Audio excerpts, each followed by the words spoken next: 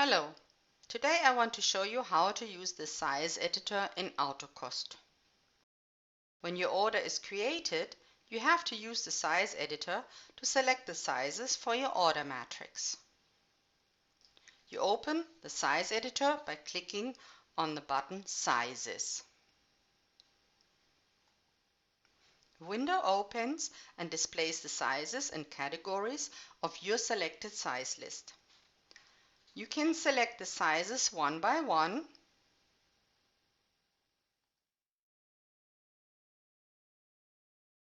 or size group by using the Shift button on your keyboard. With the button Close, you finish the size selection and the sizes will be displayed in the matrix.